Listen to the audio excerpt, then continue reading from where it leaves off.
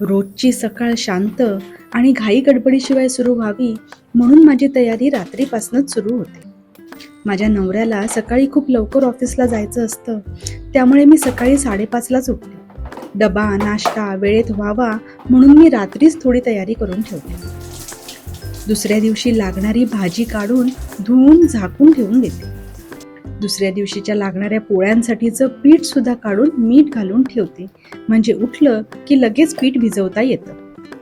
नाश्त्यासाठी लागणारं सगळं साहित्य पण काढून झाकून ठेवते, त्यामुळे सकाळी विचार करण्यात आणि सामान शोधण्यात वेळ वाया जात नाही. डबे पण काढून ठेवते. सकाळचा प्रत्येक मिनिट महत्त्वाचं असतं, म्हणून रात्रीची ही छोटी तयारी मला खूप मदत करते. ही कामं करायला अवघी 10 मिनिटं लागतात, पण सकाळची धावपळ खूप कमी होते. रात्रीची ही सवय माझ्या रुटीनचाच एक भाग झाली आहे. आणि शेवटी ड्रायफ्रुट्स भिजत घालते. सकाळच्या गडबडीत एनर्जी मिळवण्यासाठी त्याची गरजच असते. इतक्याच छोट्या छोट्या तयारीमुळे माझी सकाळ खूप सोपी होते.